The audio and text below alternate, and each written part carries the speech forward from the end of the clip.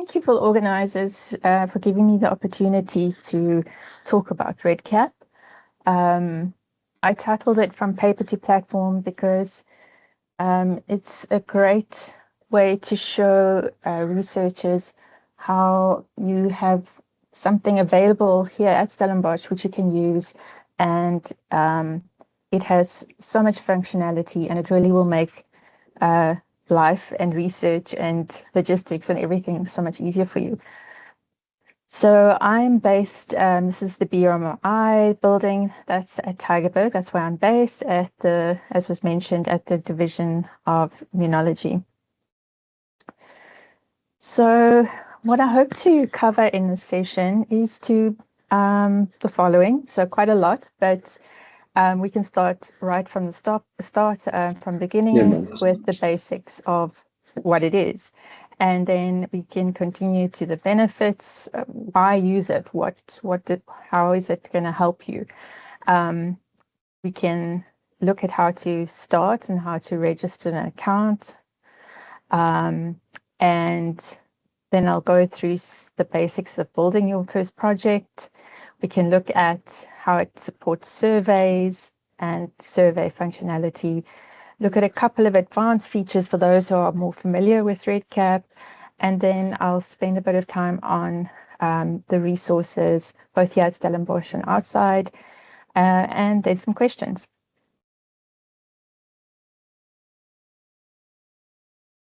So what is it? It is a web-based platform, and it was developed as a tool to create and manage your research databases. So it was, if we look at a bit of a timeline, it was developed at Vanderbilt University in 2004. In 2012, we got our first instance at Tygerberg campus, where I am.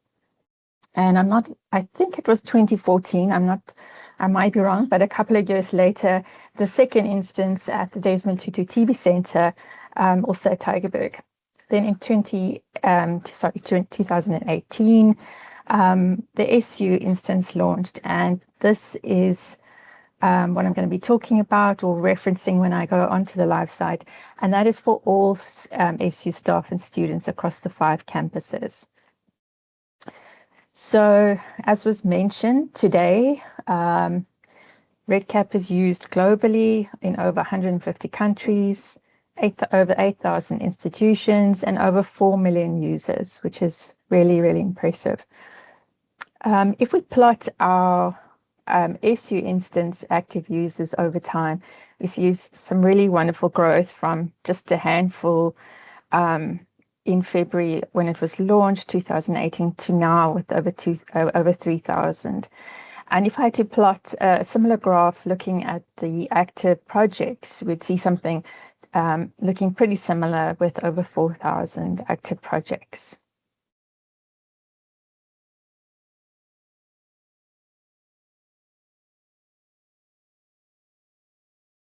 Okay, so why use REDCap? What are its benefits? So firstly, it's accessible. Being web-based, you can access it, excuse me, on and off campus. It provides a collaborative and centralized environment. So you can have multiple users on one project, and they can all access their project at the same time and share information, gather the information, analyze information. It's all together on one site. It's highly customizable and scalable. So the design is easy and flexible. Easy and flexible to do and implement. You can do customizable modifications at any time. It does support longitudinal studies and repeating instruments, so like replicating your forms so that you can, on an ad hoc basis, randomization as well as surveys. It's accurate, so there are many features and things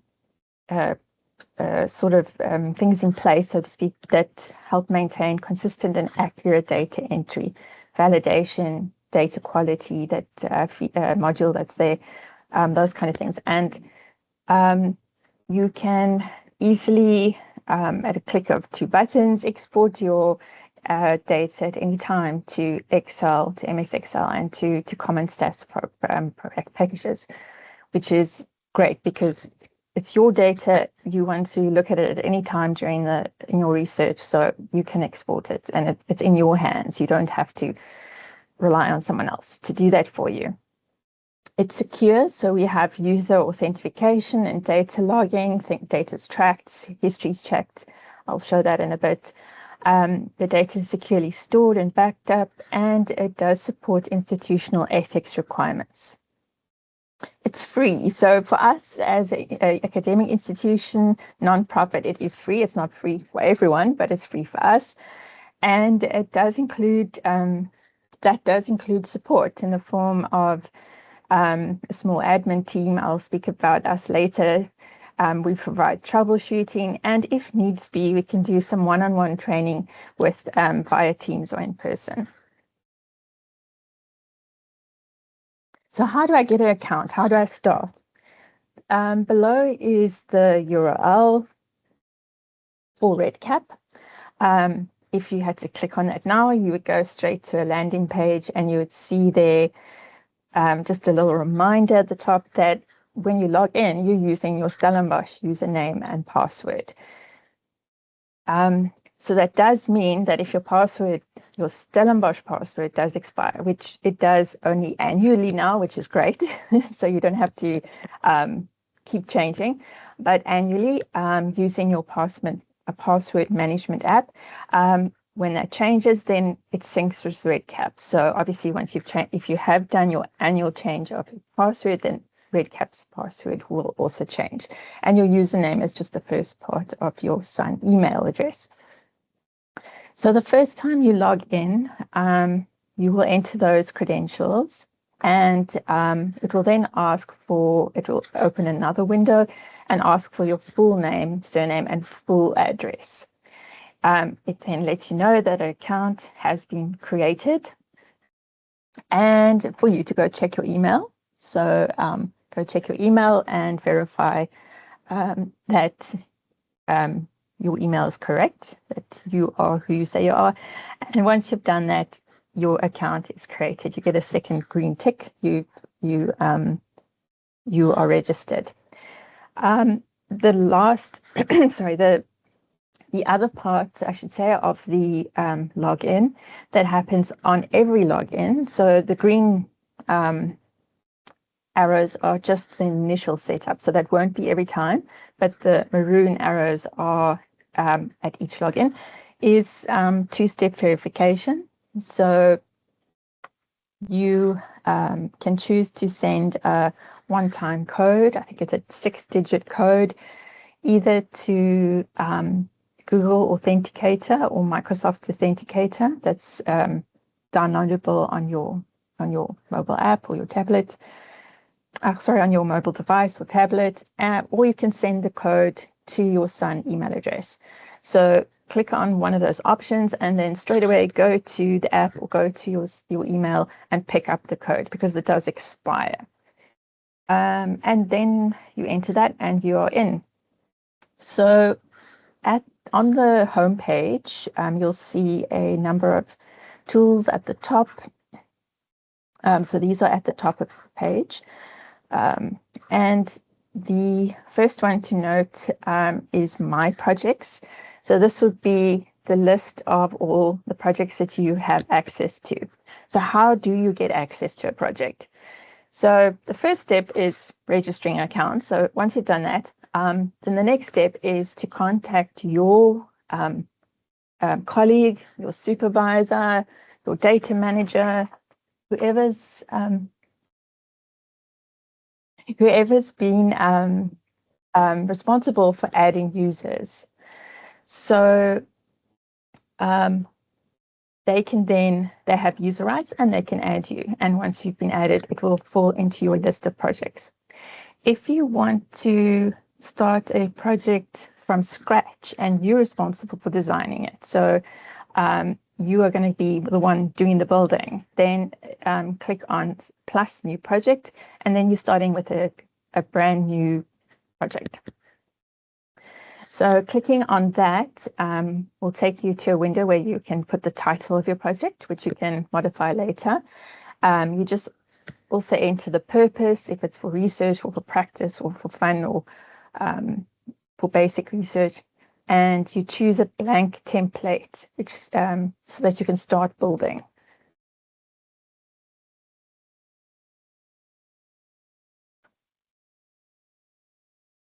Okay, so the next couple of steps I'm going to show on the live site as well, but let's just go through the steps. They've made it really nice and simple for you. So the very first page you land on is a tab. So there are a bunch of tabs at the top. The very first tab is called, obviously, project setup, and it gives you all the steps that you need to follow, starting with some main project settings, all the way down to moving your project to production. So you work through these steps, follow the steps, and once you've created your project, you've tested your project thoroughly, which is a very key step to do, you can take your project live, and that's what they mean by moving to production. So you're no longer entering test data, you're actually getting true data in, and you're starting with your research. So I'm just going to point out these two. I'll go into each one in detail a bit later, more detail a bit later. But the first one is asking, do you want to use surveys in your project? So how do you know if you need to use surveys? So I think a good question to ask is, how do I intend to collect the data? So ask yourself that, and then you will come to the decision on surveys.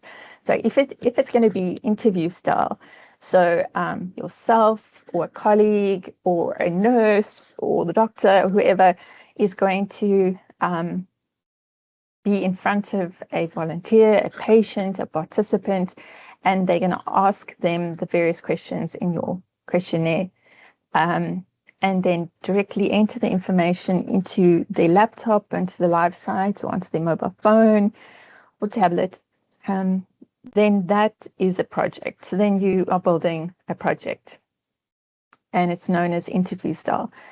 If you intend for your participants, respondents, to themselves be answering the questions, so they are sitting wherever they are in the world with their laptops or their mobile phones, and they are answering the questions themselves, then that is a survey. So enable a survey.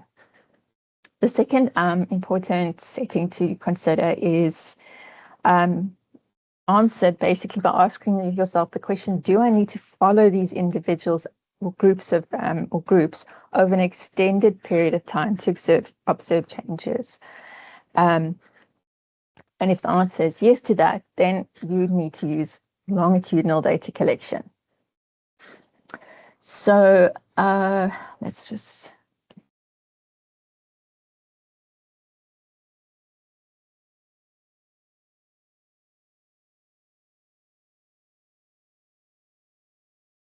Okay, so the second, before we move there, is a second very important, well, the main step in the whole building process is in the second block here, and that is online designer. So that's just the terminology that REDCap uses to get started on building your forms and building your questions. So it all happens in online designer. When you click on online designer, you will see the following. It's a window showing where you can create your REDCap instruments or forms. So at the moment we have 3 instruments there, and there is the create plus create, which allows you to add more. There's a number of different actions you can take to each instrument. In this case, you can rename an instrument.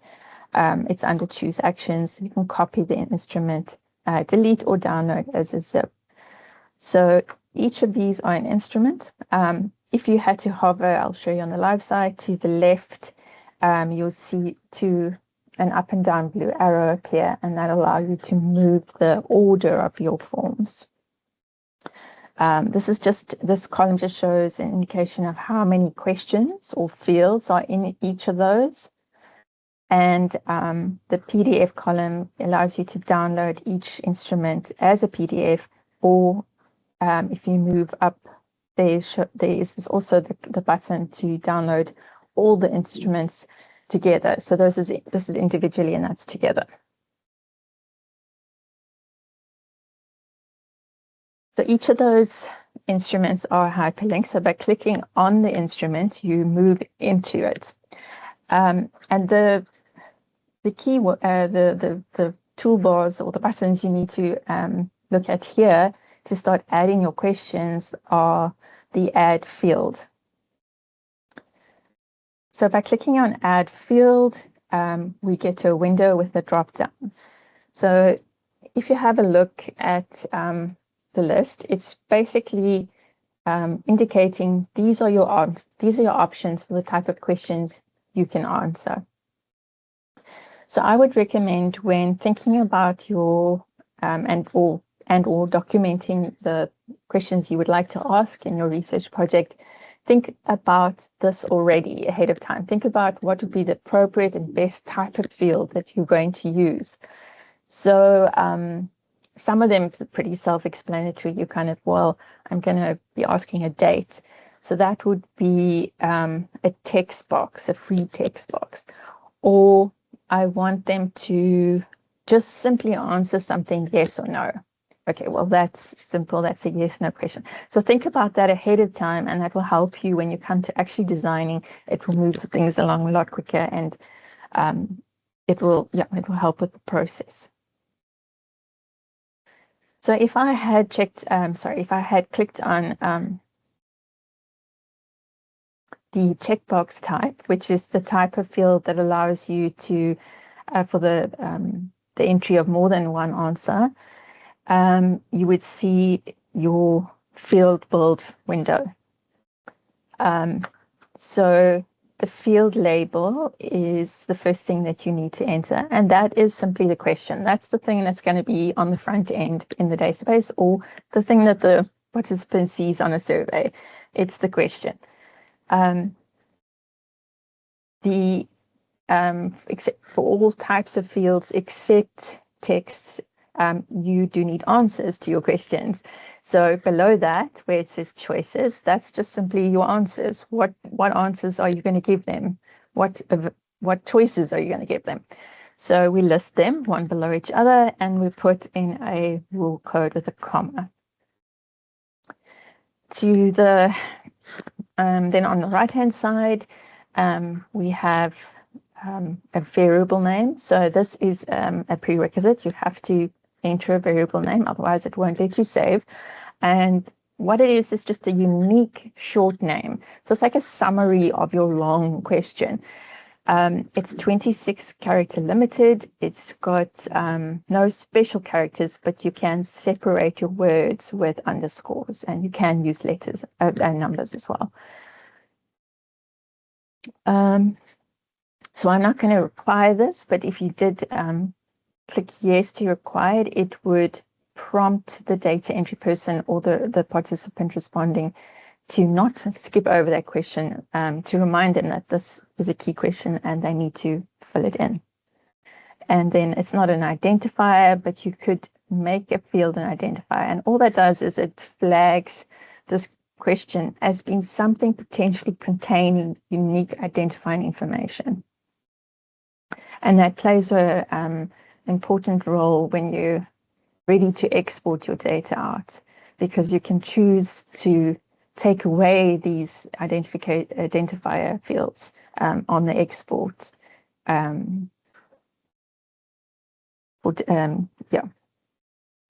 So each field window, edit field window, you save once you've completed.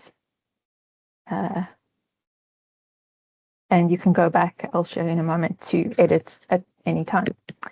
So the text box or the your free text box is when you don't have answer options and you just want the entry of free text data. But what I would highly recommend is if you are using a free text for certain things, such as dates and time, numbers, that you validate the text box.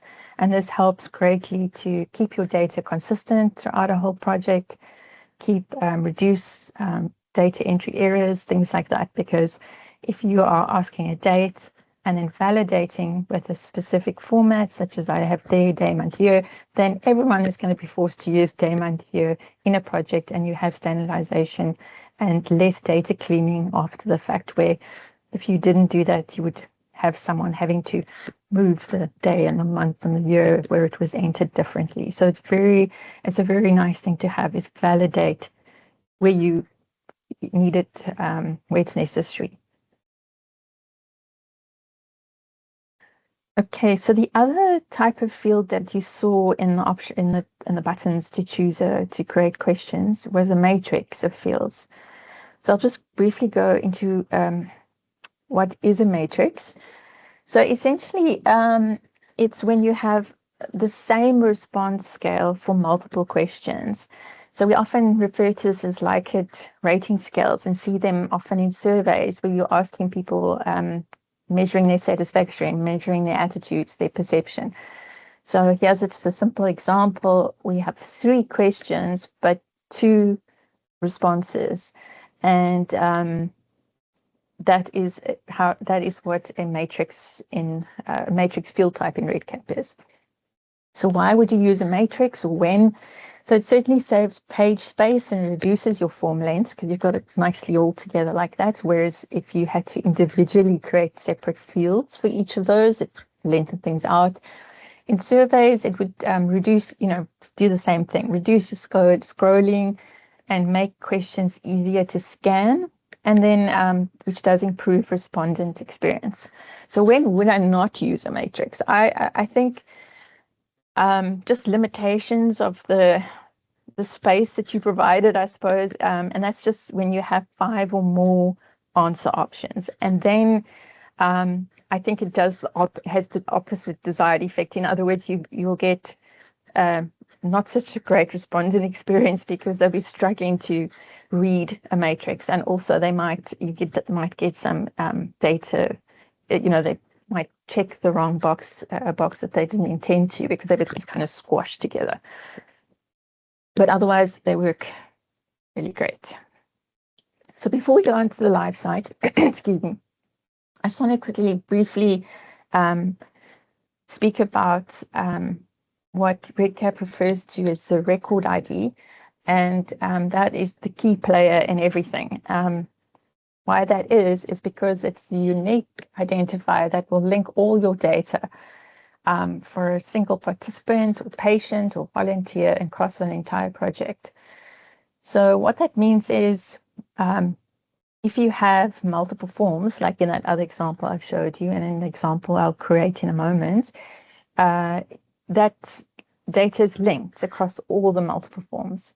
If you have multiple events, such as I described when you enabling a longitudinal study, so you're following up your participants, then that record ID is linking, once again, all the data across all the events. And same with repeating instances. So it is a primary reference for your data management. It supports confidentiality and de-identification, and it's also required for external workflows. So when you're sending data out to stats programs or pulling data directly into stats programs using APIs. So very important to your whole project. So where do you find it and how do you create it? In REDCap, I will go through this as well, but there is a section on the far left, and it's called data collection. And there's 2 links I just want to show you. And the one is add edit record. So that is where you do just that. And above it is a record status dashboard. So once you've, this is where you'll find your records in the Add Edit Records, and the dashboard gives you a display of your records. So it brings down the records into a column, a record ID column, with each one having its own row, and the instrumental, the forms are in the columns. In each one has a column. So, and if this was a longitudinal study, it would also distinguish and say, well, this is baseline, and then it would move along in the columns as well for that. Why this is a nice reference is, and why it's referred to as this kind of status reference, is it's showing how the completeness of each of these forms, and it uses a kind of traffic light system where your green is a complete form. Your yellow is a form that needs to be checked or verified, checked against source, whatever the case may be. And your red is an incomplete form. So there's data missing in there. And this provides a nice, quick way to see, oh, well, number 2, comorbidity form, that's incomplete. I need to go back and fill in the information that's missing and complete it.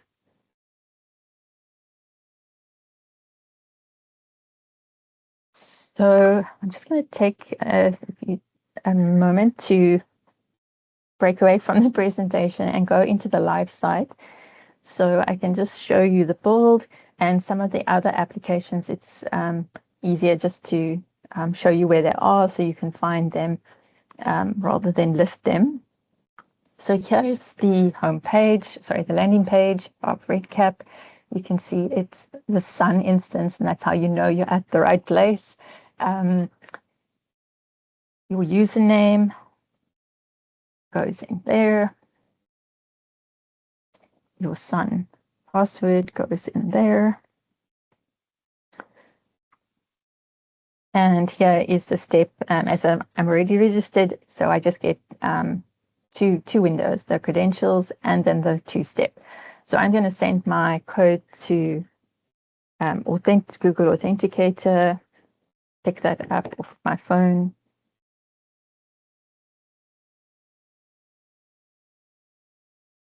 Submit, and you have gained access.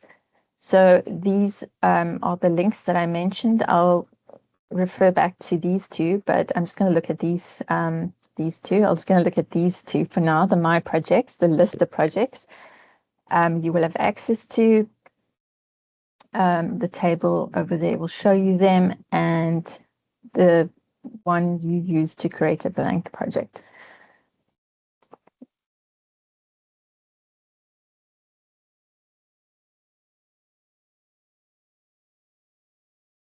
So I'm going to create a project called Library Research Week just for fun, and I'm opening a blank empty project and creating it. Okay, so this is the screenshot that I showed you. It's the project setup tab and the steps that you are going to work through. So it lays it out very nicely. It also shows you that you are in development. So development is referred to, think of development as building. So you're still working on it, and there's a little spanner to show you're not live yet. There are the 2 links to enable a survey and longitudinal. I'll leave that for now. I'll just enable longitudinal. And you'll see as soon as that pops up, you get a further step that you need to do. And that is to tell REDCap, well, what are these time points that I'm going to see my participants at? Define them, tell me what they are, and then designate, which is, well, okay, now you've got these time points. What questions do you want to ask at these time points? So that's all that means. Designate your instruments, the questions in the context of an instrument.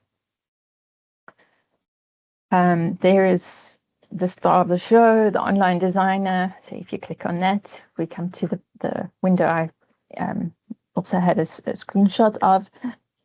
By default, it creates a form for you and just calls it Form 1. And you'll see also by default, there's our friend, the record ID. So it's always the very first record, sorry, variable and field of the very first form.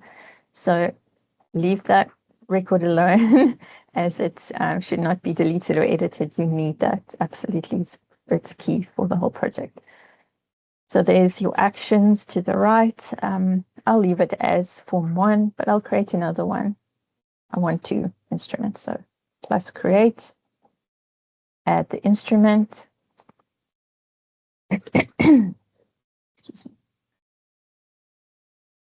And create a second form. So now we have 2 forms and no questions. So let's start building the questions. So we go back to our form 1. And there's our matrix. Oh, sorry, there's our field and our matrix. So add a field. And the very first thing it wants to know of you is what type of field. So I'm going to work with a checkbox. Checkbox. And this is the question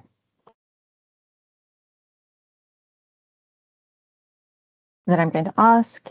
So that is requiring choices. So let's put them in.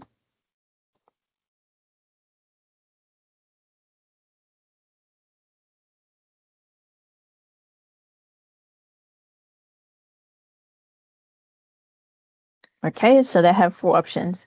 Our short unique name, underscore separating, like that. I'm not going to require it. It's not an identifier. I like that it sits on the right, but you could also make it to sit a line, sorry, on the left, and just leave that. I think it's pretty clear, that question, but if we wanted to make something but clearer to the user or the data entry person, you can put in a note. So the notes don't go with your data, don't get exported with your data. They're just there on the front end to clarify any kind of things that you want to explain further about your question.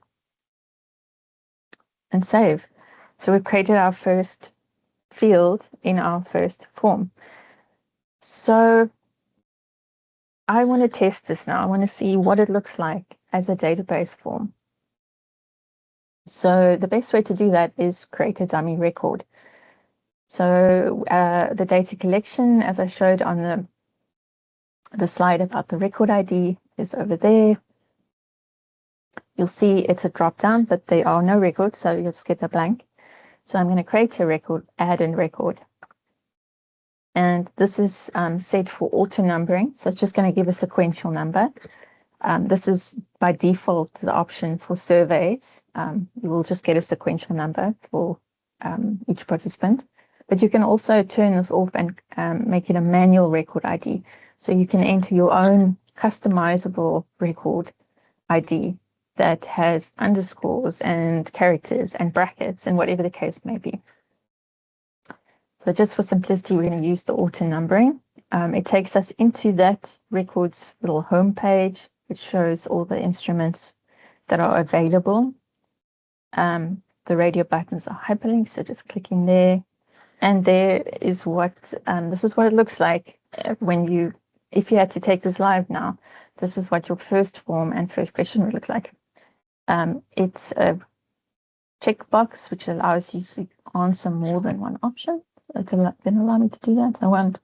I like everything, so I'm going to do that. And at this point, my short doodle form is complete. There's no other questions, and I haven't left anything. So I'm going to make this green, and I'm going to complete it. And very important to save your data. So it doesn't auto-save. You have to save yourself manually. And this is one of the reasons I recommend for people to split up very long projects with lots of questions into multiple forms. For a number of reasons, which I'll explain that have to do with longitudinal studies, but overall, just for saving, because you may have a break in your signal or your Wi-Fi might suddenly drop and you haven't reached the end and you haven't saved. So yeah, so save is very important. Then these are just a number of save iterations, save options, but they're all saving. Okay, and there you see my status of my form is now green. So it's gone from gray, where I haven't opened it at all, to green. So I'm going to reference that on the dashboard and go, oh, well, I've got one record, that's one that I've created, and one is complete, and one is gray. Okay, so let's come back to the designer. And you'll see that the question that I created in the designer mode, every question will have these little toolbars in the top left. So the pencil takes you back to your field design window.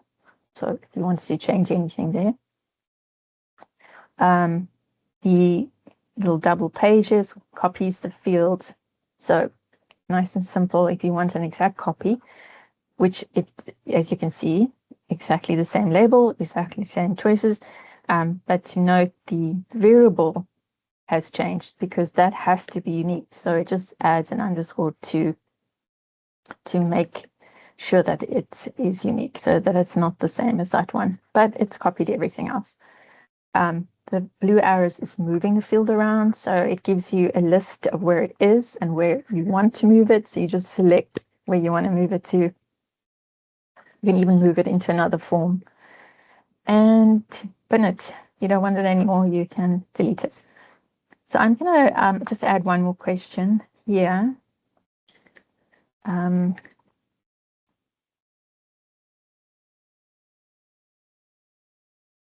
And I'm choosing a yes, no. It's just simply because I just want those two options for the people. I think there's only two answer options, yes and no. So I think if you put it horizontally, it will save some space. So it moves it from vertical to horizontal. I think, okay, well, I don't think this question is very relevant for people who say they don't like ice cream. So what can I do to streamline my questionnaire or my form? And this is when skip logic is very nice. So the skip logic is the little green arrows down and to the right. REDCap refers to it as branching logic. So what we want to do is we want to hide or reveal a question based on a trigger answer. So in this case, this is not relevant for those who say no, but it's relevant. I want them to distinguish what flavors they like when they say yes. So you take the question you're wanting to hide or reveal, and you click on branching logic, and you can get really fancy with some syntax, but otherwise pop down to the builder, which helps you much simpler, just to drag and drop. And you'll see all the fields that are available in that form. And it looks a lot because they've broken it down per answer option. So you'll see there's the yes, excuse me, and there's the no. So what I'm going to do is I want this question to be show the field when yes. So I'm just going to drop it over there and save. And you'll see in red, it indicates there is some logic. And now we're going to test it. So we can go back to add edit records. We can go back into the record we created or just create a new one. And now our new question we added appears. So I do not like ice cream, so that's it for me. Nothing appears further. But if I were someone who did, the yes is the trigger answer to make this question appear. So there you have it. So it really does streamline things a lot. So that is branching logic. Okay, so that is the basics of design. It's rinse and repeat. Correct forms, correct questions until you've completed. And if you've created your project in a Word document or Excel spreadsheet already, you know, you've already done half the work, because when you're adding fields, you've already defined what you want it to be. So you just choose, and you can copy and paste from your document. Copy and paste the question, copy and paste the answers. So all you're doing is just the right-hand side. You're just sorting out the variable and these other settings here. Okay, so that is as simple as that. It's pretty intuitive. All the design is in Online Designer. All the fields are created by Add Field and in that window. So I'm just going to now work through some of the other features of REDCap, and because we've covered the design. So let's have a look at, before I get into longitudinal, we'll just have a look at this one. This one's pretty important. So they've lumped them together and called it's under applications. So I'm going to mostly be looking at all these applications, data exports, reports, and stats. And they've lumped them together because all your data can be exported and viewed as a stat and chart, or all reports can be exported and viewed as stats and charts. So that's why it's together. The default tab that you send to has one default report, and that is a very big one. That's all your data. So you can view your data at any point and export your data at any point. So exporting is how you're going to get your data out from REDCap to analyze, to work with, to review. So when you click on that, you get a number of different formats in which you can choose. The CSV, Microsoft Excel is probably what you will use mostly. And then compatible formats for various software programs. We have a number of de-identification options if you need them, and if you have flagged identifying fields, and some advanced formatting options. So when you click on export, choose an option, export, it gives you a little extra, a next window with a little Excel icon. And when you click on that, it downloads to your hard drive. As simple as that. So that's all your data. So if you don't want all your data, you just want to look at a subset of your data, then reporting is great. So in the same link, but just the tab to the left, is create a report. So we're going to create a test report. So you have to give it a name. And then this is all to do with permissions, but you can skip for this demonstration. I'm going to skip to step 2. And they make it super simple for you. When you add a quick plus, you get a list of all the forms. They break them up like this, and all the variables. So in this report, I just want to see the flavors of ice cream that people have chosen. So I'm going to choose that. And you'll see it populates there. You can play around with filters. So if you only want someone, your supervisor says, who only likes vanilla ice cream? Then you're going to filter on the question of flavor, but only those who like vanilla. So you can play around with filters there. You can play around with sorting the order of things if you want to sort it by the record ID or by the flavor. So similar to what you would do in a spreadsheet. And you save it and view it. And you see a tabular subset of your data. And what is that subset? It's just the question you asked it to show. So flavor ice cream, and it breaks it up in columns like this because it's one of those checkbox field types. So it always reports back as a checked or not checked, or sorry, unchecked.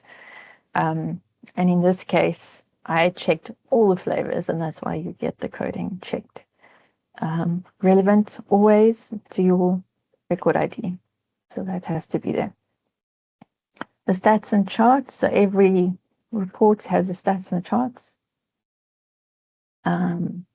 It's really pretty simple stats and charts, but sometimes more than sufficient for what you need. Gives a count of how many records, what was missing, how many unique values, and then there's a simple bar chart for you to show the ice cream flavors and, you know, how many choices there were in this case. So that is a pretty key one, is exports, reports, and stats. Before I look at the others, I just want to go back to longitudinal. So we said that longitudinal is when you are following participants up.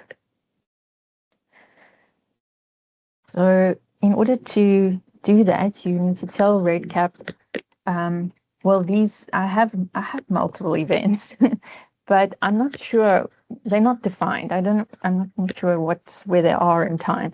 So I'm just going to leave them as a longitudinal with events, and I'm just going to make it very simple and call it. I have two events, and I'm just going to call it an event 1 and event 2, and you'll see that it just gives them a number, sequential number, but it also it's assuming that chronologically that is the order in which things are going to go. So you're going to first see people at event 1 and then event 2. I'll get to the designate in a minute. So that's that is simple as that. You've created not one time point, but two time points. If you have defined events, which is very often the case in research, such as the division I work with, you know ahead of time that every participant or subset are going to receive visits at defined. So what I mean by defined is you know ahead of time what these are relative to an initial one. So when you have that information in that type of research setting, then you can move down to this optional modules and enable what they call a scheduling module. So what that does to your define events, so we're back to in the defining events, is you'll see an extra column is added. So now you're saying, well, okay, you scheduling, but scheduling involves dates, right? And involves a calendar. So what is the date? So you've got to have context. So now you're saying, okay, well, that's easy. I'm going to see them at day 0. And that's not all set. Day 0 is day 0. So we're going to add that in days and save that. And then add, click on the little pencil, and you're going to see them at month 6. And then because it's in days, we add that offset. So this is relative to this. It's 180 days from there. And then we're going to add another time point. So once again, relative to that. So now we have a project where we have 3 visits. Day 0, month 6 and 12. And yeah, and we can do scheduling. So I'll go back, I will go back to designate, but if we do scheduling, we can create calendars. So based on the scheduling is a little bit of admin because it's per record. So but it's definitely worth it because it's a way of tracking. So you choose your record that you want to schedule for. You add the day 0 or whatever time point you defined as being the very first time you see a person, a patient, volunteer, and you generate a schedule. And what it does is it provides you with the dates when that visit is due. So it allows you to modify it slightly. It allows you to put in a time even if they set times. And once you're happy with that, with those dates, you create a schedule. So now we have scheduled this record for these 2 time points. So they've already seen, they've already been seen for day naught, so obviously because you have the day naught date. So you do this after an initial visit. And what this does, it pulls it through to this other, so the scheduling is part of data collection, but the calendar is in applications. And you'll see just that, a calendar, which is in a variety of views. So you can look at it per day, you can look at it per week, per month, and in a table. And you'll see there's the person that we scheduled. Well, that's when they were initially seen. And if we move 6 months on to November, we can see that date, 11th of November, they're due for their month 6. So if you put a time in there, it would also display. And this is, you can print. So it's a great way to keep track of when you need to see participants, volunteers, etc. in a project. So quickly back to the designate, sorry, project setup. So this is a key step that you need to do there. Is if you have 3 time points and 2 forms, so it puts it in a kind of rows and columns so that you can easy for you to define. So you need to now so you told REDCap, well, these are my 3 time points, but now you need to say, well, which questions am I going to ask at these time points? And obviously, if you're asking all the same questions at all the time points, it's nice and simple. But that would be a reason. But if you're not, that would be a really great reason why you would split up your collection instruments into multiple ones, because you don't necessarily want to ask all the same questions at day naught again at month 6. Some things are just not going to change, like the name and surname. So you let REDCap know by selecting which forms you want to display, be available. So I just want to do form 1 at day naught and then form 2 at month 6 and month 12. So this is what they mean by designate. You're just program in which forms to be available. So if we go back to that record that we created, you'll see it looks slightly different now. Now we have not only 1 column, but we have 3 for each time point. And that form 2 is just not there. It's not available to be filled in because I didn't select it. But I programmed these form 2 for these 2 time points, and there you can see it's available. So that is longitudinal. Let's see how we are on time. So working through some other applications here, we have multi-language management. So this is a really wonderful framework when you need to have your project and survey, it works with surveys as well, in different languages, displayed in different languages. So it's referred to as management because it's like an all-encompassing, but it's more like a builder or a framework because it doesn't do the translations for you, but it certainly helps you get there faster because it lays out every field with the opportunity to take your translations and place them in the right place. And even not only the questions and answers, but it also allows for the various settings that you would see, for example, on a survey, like for those, the next page, for example, or make the font bigger button will also be translated. So all the kind of system settings is the word I was looking for, yeah. So that is multi-language management. We have import tool, data comparison tool. I don't know how useful this can be, but it can be sometimes because you're just comparing 2 records, but sometimes that's useful. So it allows you to compare any 2 records against each other to say, okay, well, this person checked all these fields, this person hasn't checked anything, so that's the difference.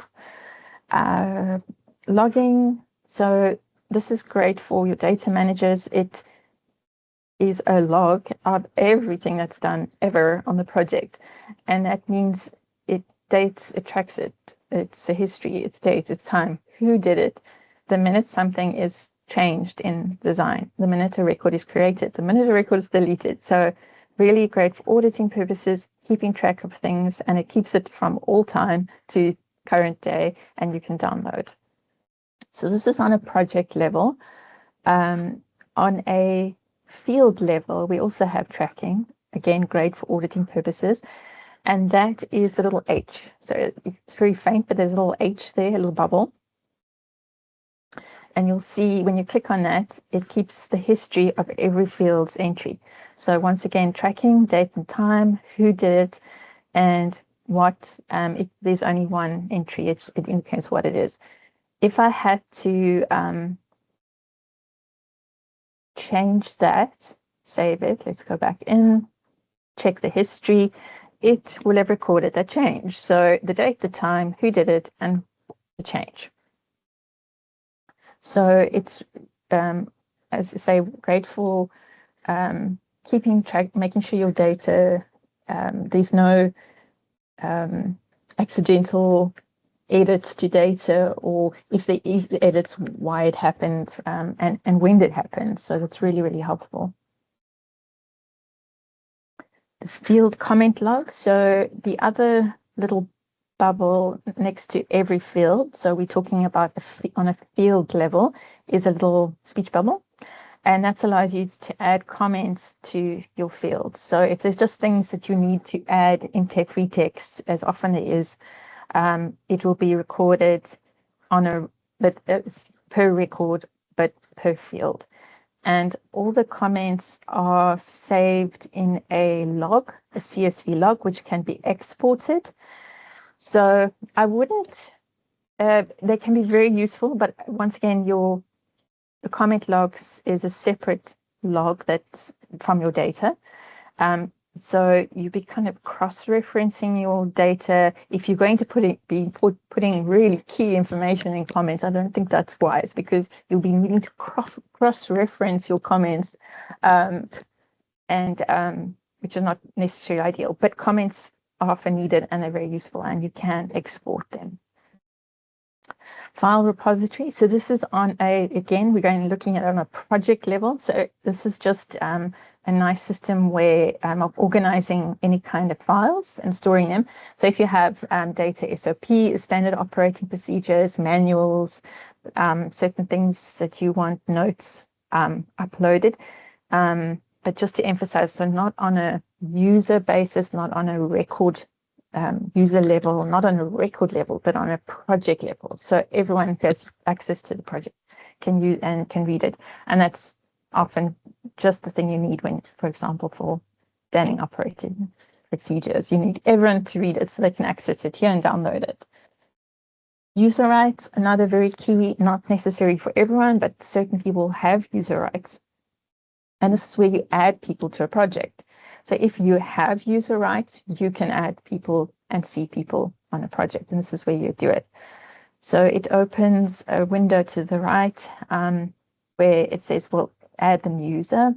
So you would type in just the username of someone who has already registered a REDCap account, and you would give them various custom rights, which is also very important. So what do we mean by that? So I'm just going to click on my name because I've already been added. This takes you to the same window. It's this edit the privileges. So that is exactly it. It gives people, so the one level is giving people access to a project. Okay, great. They can see the project, they can go into the project. But the next level is deciding what they can see and what they can do, which can be very, very important in a project. So if you are adding your colleague and you want them to help you design this project, then give them those rights, give them the highest level, one of the highest level privileges, design rights.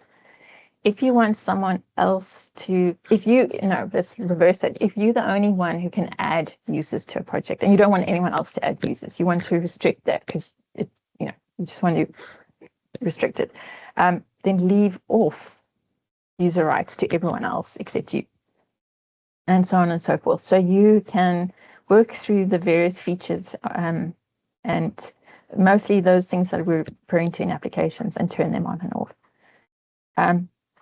So when it comes to the data, so that's all the settings and the build.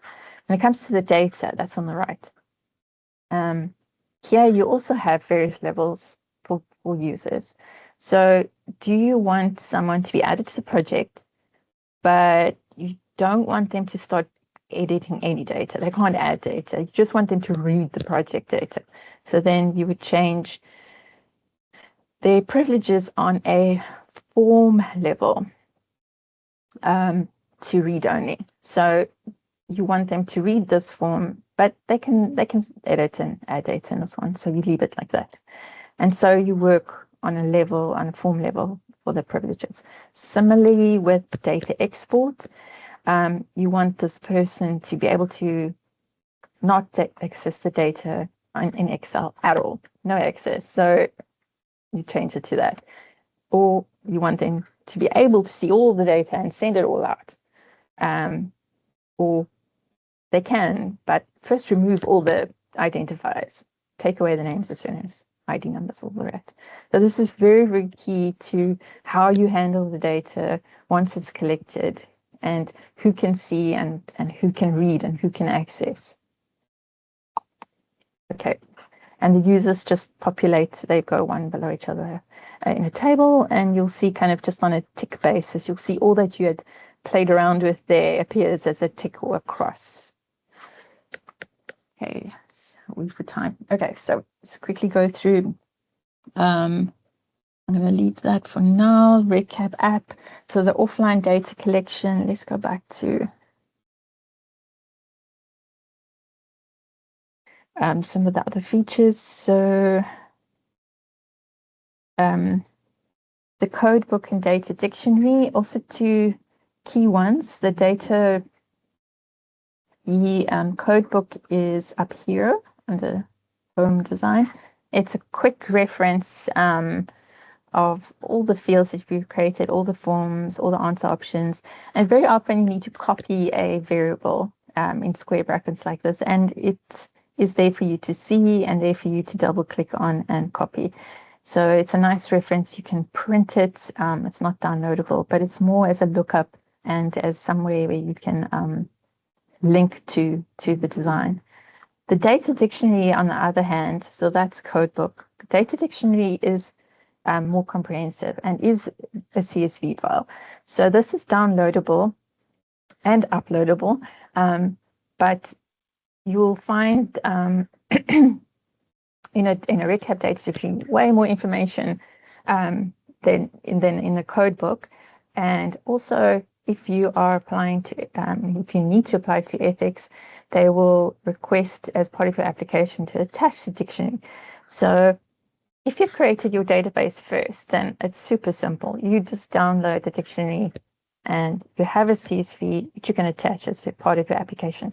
If you're doing it the other way around, you haven't yet created, you haven't yet designed, then if we have a look at the dictionary, this one will be pretty simple because we've got a simple project, but it looks something like this, with columns and rows of everything that makes up the project, from the alignment to the logic we put in to everything.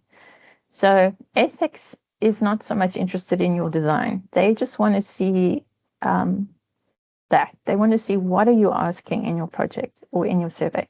What choices are you giving people to answer those questions that you've asked, and field types.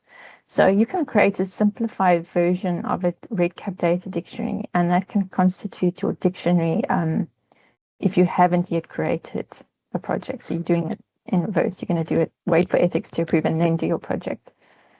But essentially, that is a data dictionary, just letting ethics know what you intend to ask, and what options are you providing. That okay. Okay, sorry.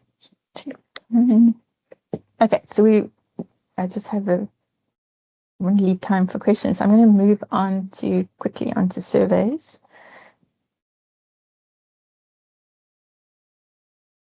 Okay, so surveys is REDCap for sure supports surveys, and not only that, it has all the features of your data forms plus a whole bunch of other stuff. So a lot of functionality when it comes to surveys. So I think if anything, if I maybe leave out all some of these other features, but I just want to discuss the first two things that are important to ask when you know you're going to do a survey. And the first two questions is, how am I going to distribute the survey? That's a very key initial question to ask yourself. So the methods that you have to work with REDCap are the following three. So you don't have email addresses, for example. You're doing an anonymous survey. You're not tracking people. You just want them to open a link, complete it, and you get the info on your side to analyze. So that is available. That's a single public link. The other method is when you're targeting an audience. And very often then you have email addresses, or you can request email addresses from institutional permissions. So this type is then sending a link via email, basically. And you can it's a bulk email, but you can kind of do it manually. Or you can send set auto invitations to do it for you if there's multiple surveys. And then the third option is like a hybrid approach. So you don't have email addresses, but using a public link. And what you do in the public link is you ask people for their email addresses. So you're building up a contact list and then use that contact list to send subsequent email distribution. So like I said, a hybrid approach. So you need to look at what you have, what's available to you, who you're targeting, and what would be the best method. And then the other question, which is very, very key and obviously plays a key, it's very important when it comes to ethics, if you have to apply for ethics or just project approval. And that is this going to be, can it be an anonymous survey, or can it be semi-anonymous? And what I mean by that is I'm going to have their email addresses. So that's where the semi comes in, because you've got their email addresses. That's an identifier. But I can still keep it anonymous because I'm going to unlink it. So I'm going to have their email addresses and I'm going to send them each a link, a unique link, but I'm not going to let REDCap show me which record ID belongs to that email address. So you've unlinked it. So you can safely say to ethics, you're collecting, distributing in this method, but it's unlinked. You can also do the other approach if you need this to happen, because you need to know who has answered those surveys. It's key to the research, it's key to whatever follows. It just really depends on the nature of your projects and your research. And that is having email addresses, so semi-anonymous, but then linked. So in a table, REDCap clearly shows you the email address, and right next to it is the record ID. So there's no anonymity there. You know that email address is record 1, and you go into record 1, and you now know that John at Sun is record 1. So you linked and you're non-anonymous. So you have to really think very carefully about how you going to approach each project and what you need, and if you're going to follow these persons up, if you've got multiple surveys, you need to see, you want them to you want a time has passed and perhaps interventions have been put in place, and you need to look at data at 2 different time points. So it's really just dependent, but those are 2 very important questions when you're looking at surveys.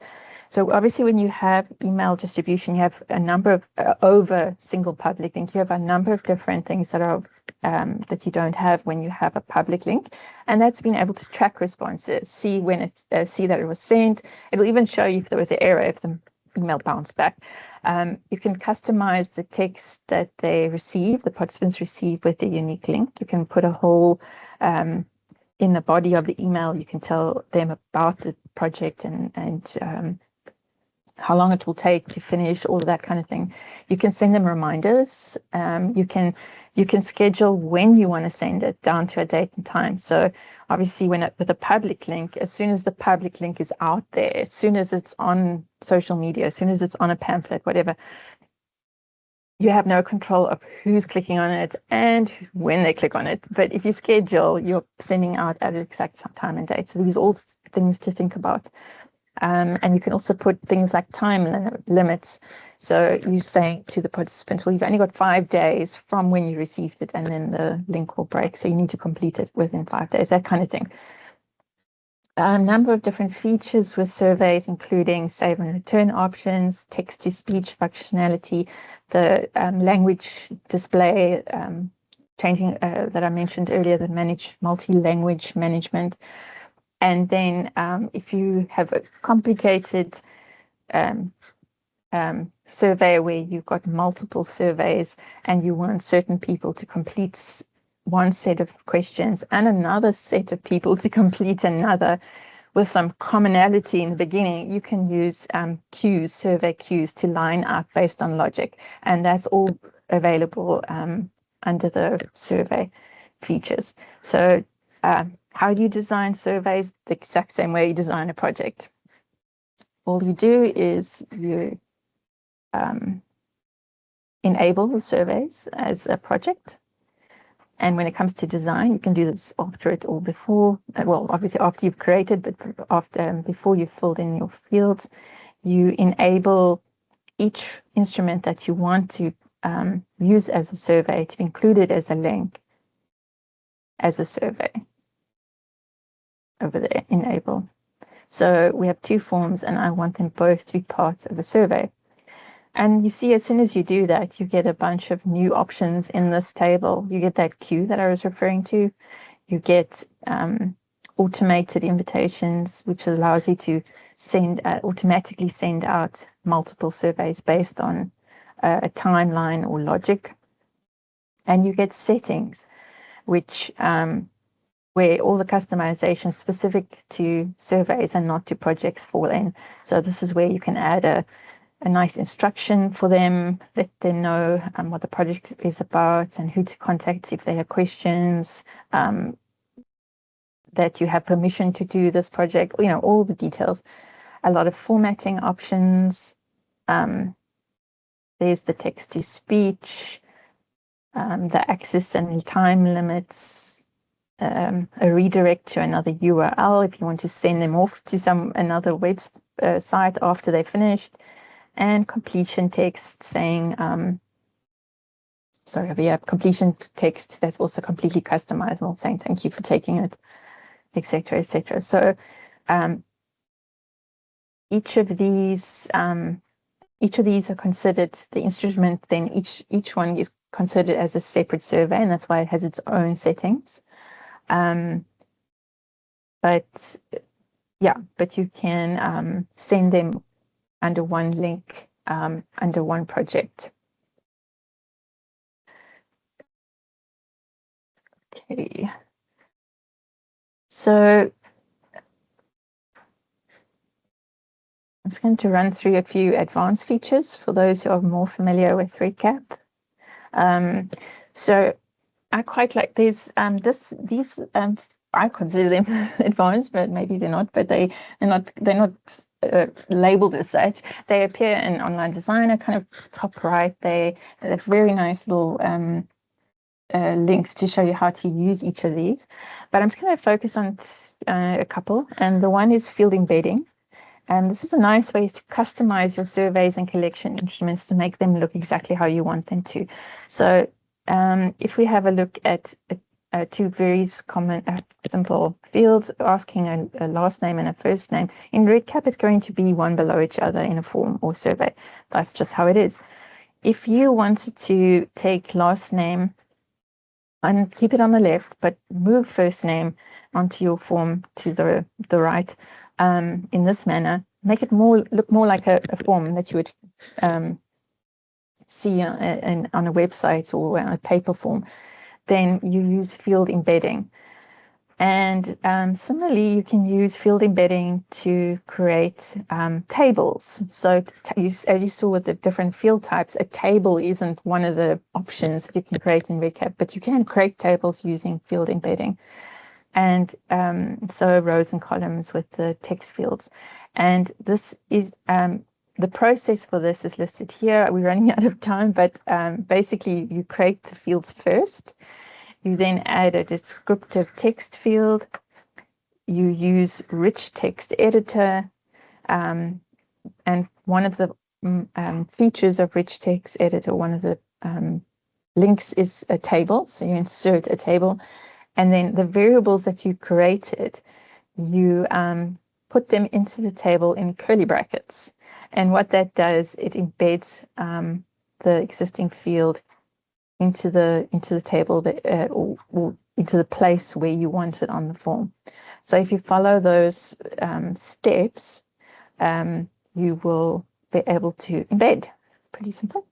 So piping is also another nice tool. It allows you to take previously collected data and put it in to text on a collection form or your survey. So one example is if you've in a survey you've asked someone, the participants, what their name is, and then in the closing, once they've completed their survey, they get that completion message. If you want to personalize it, then pipe in their name. So you can, all you do is in the completion text, you put the variable in square brackets. So this variable is this question here. And then on the front end, they will see their name, which is nice personalization. And then action tags, another excellent way to customize your data experience. It uses special terms with an @ symbol, always starting with an @ symbol. There's a heap of them, but these three I quite like a lot. The first one is the @hidden. And it's various iterations of that. So I would use, for example, @hidden survey. It hides the fields basically, but @hidden survey, if you want to hide a field in a survey for the participants, but you want to see it in the database as a user. So something like a comments box, you don't want them to see it, you want to add comments, then @hidden survey does that for you. So it hides the field in the survey, but keeps it in the database. @default, this is when this sets default sets an initial value. So for example, if you, and it does this only on forms that are not yet been opened at all, so your gray status forms, so you can't do it retrospectively. But if you want to, for example, you have a question such as, are you able to tie your shoelaces? And you're pretty sure that everyone can. So you want to default that to yes and not have to put yes every time. You put the @default 1, which in this case is just the raw code for yes.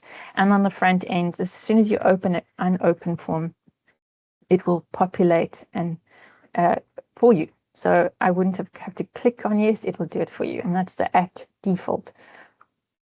And then today and now, also very useful. It basically takes the date for @today and the date and time for now from the server and populates that into a field. So you don't have to enter it yourself, or you don't have to let the participants for a survey enter it. It's automatically entering the date, which results in a lot of less data entry errors, for example. So those are just three. There are a heap of them, a whole list of them, but you can go in there and read about them and play around with them. And they are placed in the field annotation, which is, let's go back in there, sorry, which is here. the pink field. So underneath your choices, action tags, annotation, that is where you would put your action tag, and always start with an @ Oh, and there's the links again to see where they're about, what they're about. Okay, so almost finished. Resources and help. Let's just go back to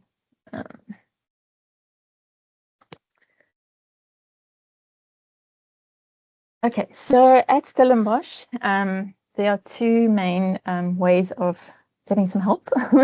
And the first is by logging a request for assistance, and that's using the Jira platform and the research service desk. And this reaches a wider audience, so to speak. So this is going to go to a whole bunch of users, staff that can assist. And so it won't necessarily, if you've got questions about your research and data collection in general, for example, then you'll reach the right person. Then we have the REDCap email, SU admin email, and that's been around since the first launch and is still there, although we kind of moving more to the Jira platform, but you're welcome to still email us, and the email address is over here, redcap@sun, and this is manned by a very small team. It's myself and a few others from the research IT systems, including Millie van Wey, and she's on there often and helping people often with their questions. And basically we will try our best to kind of see what kind of help you're needing. Is it for the onboarding? Is it more technical? Do you just want an introduction to REDCap? So yeah, feel free to email us there if you've got any questions. And then on the homepage itself, we have two documents that we created. The first is a slide deck, introduction to REDCap, and then the second is an onboarding PDF. So just going through how to get an account, basically. Then on by Vanderbilt themselves, on the homepage, on every REDCap homepage, is some frequently asked questions and some training videos. Please do look into these. They're really great. I think the longest is maybe 45 minutes, maybe a bit longer, but not too long. Very good videos showing you how to do pretty much everything that I've covered today. And then outside of us, there's a wealth of information all over from the REDCap org themselves, run by Vanderbilt, to various forums and various universities who've made their training and stuff available for free. But the one I just want to focus on more local, and that is REDCap Africa. So basically, I've provided the website there, and this features their symposium, which they run every year towards the end of October. It's been going for 10 years now. It bounces between Cape Town, Joburg, and Durban, and this year it's in Cape Town again. So please have a look. If you feel like you just starting to REDCap, get involved in REDCap, or you're a long-time user and you want to present, then register for the symposium. It's over, I think, 2 days for the main, but it's spread out, I think 3 or 4 if you attend the workshops. And it's the REDCap Africa and the symposium do amazing work, providing networking opportunities. It's there to showcase your research, how you use REDCap in innovative ways.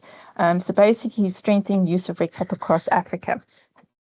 So one of the organizers of the symposium, the chair, she's at University of Witwatersrand, so they are very much at the forefront of REDCap in South Africa, and they do formal training. So the next formal training is in June, and I've provided the link there, and you can register for an introductory or advanced, and will be, obviously, I believe will be online because it's based at Wits.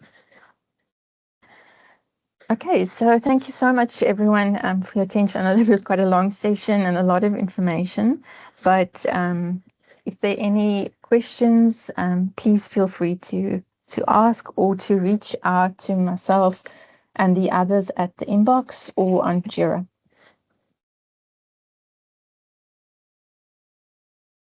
Thank you very much, Kim, for such an informative and practical session. You've taken us through a step-by-step guidance of the project setup and design. That's very appreciated. Colleagues, do we have any questions for Kim? Or in fact, let me start with the questions that are on the chat box. We have one, I think it's a comment. The comment goes, thank you for the most valuable session. Please advise the reasons for the authenticator option not working after all is set up. Please also advise the process for the one-to-one training after the project is set up and survey data collection has started. Thanks. Kim, do you want to answer that question now?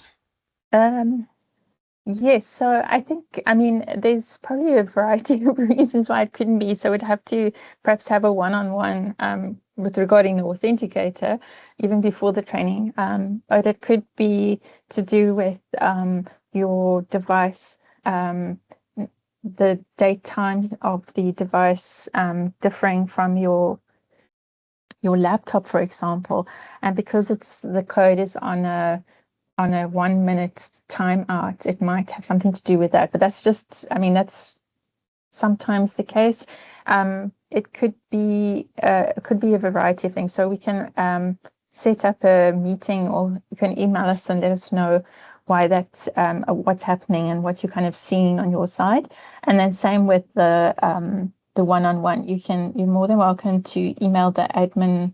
That's the admin inbox, and we can have a Teams call and discuss the training and the survey setup. Yeah, for sure. Okay, we have another question from Joseph. Joseph is asking, how many projects or space limit for each user? So I don't, if I understand you correctly, there's no, I don't think there's a limit on how many projects you can work on at one time or how many projects you can create.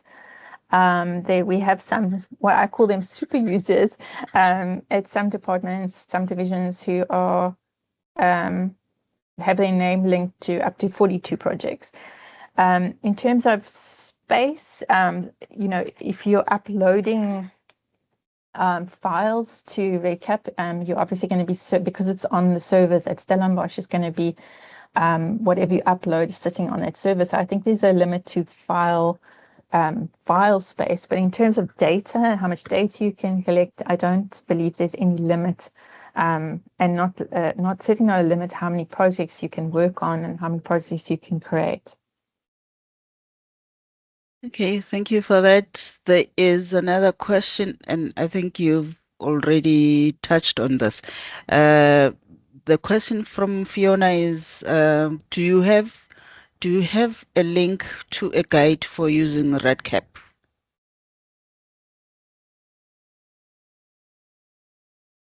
Yes, I will. It's on the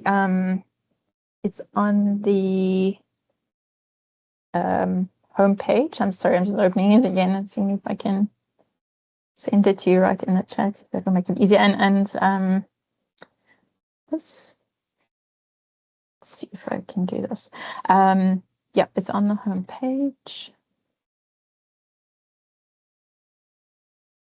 So that is the slide deck file format, and then there's also a PDF just to show you how to register an account, which I think is just 1 or 2 pages.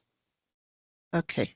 No, thank you. It's Fiona has Kim has attached the presentation on the chat.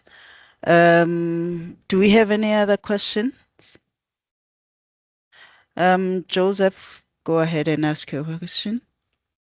Okay, thank you, Nonku, for allowing me, and thank you very much, Kim, for the very comprehensive training. I must have heard about REDCap and probably did attend one or two webinars, but I think this is the first time that I'm actually getting it and understanding what it's all about. The one thing I wanted to know, you did say that I can choose to share my data with a couple of people. Now, is it possible for me to also make my data available publicly on REDCap, or do I have to export it to another program? Yeah, so I mean, the simple answer is no, because you've only those that have access to a project can see the data and access the project, see the data on the live site, and that at the moment is limited to those with SU credentials. So if they outsiders or external workers that don't have credentials, they can apply for credentials and then log on and see the data. So it's not public in that. So certainly not public. You have to have access specific rights to a project to see the data. Exporting the data means you have rights to export. So that's you can give yourself those, and then you just have to be aware that you are sending data possibly then through an unsafe means, so through email. Be aware what's in the data, if de-identify if it necessary, encrypt it. But yeah, so we can't really control what happens to your data once you've sent it out, but that is the way to get it out, is to send it out to CSV or to Excel, and then share it in that manner. And then, yeah, but obviously making sure you've still considering what sensitive data is in there and how you take it further from there, how you intend to share it. But yeah, and obviously there's many means to do that, for cloud storage or email, whatever the case is, but just then choose the safest way. Okay, no, thank you very much, Kim. Do we have any more questions for Kim? Okay. Hi. Sorry. Just to say that we need permission to access the presentation on the chat. Thank you. Okay. Kim, did you get that? I just sent it as a file, so I'm not sure. Let me have a look, but let me see if I can send it in another way. But this is just a PowerPoint presentation, so I'm not quite sure. And it's the one that is available for everyone who's on the landing page, so it shouldn't be restricted, but maybe it's within this Teams chat it is restricted. We can think of another way to get it sent out. Yeah, I guess Kirchner will also be able to assist on that. One question from me, Kim. Should one maybe live as you? Will the person be able to access their project data? So the data will still be there. So unless you archive your data, which means it's still there, but it's just not accessible. So that's a good thing. Obviously, your data's never going to go anywhere. However, because of the credentials login system, as soon as you lose your credentials, you will not have access to REDCap itself anymore, and therefore not to your project. So you can always do a final export of your data and kind of a locked version, so to speak, or clean it up and then lock it. But to access REDCap after you've left is not possible unless you extend your SU account. Okay. But right. But just to know that it's not going to ever be deleted, and you can always add additional users to the project so that they kind of, if for example you've been replaced by someone who can take over, then they just it's there for them to use once they've been added. Okay. Thank you very much, Kim. We've come to the end of this session, and thank you all for attending this session. It wouldn't have been a success without your attendance. Thank you very much, and have a good day further. Thank you so much. Thank you. Thank you. Thank you. Bye. Bye. Thank you. Thanks. Bye.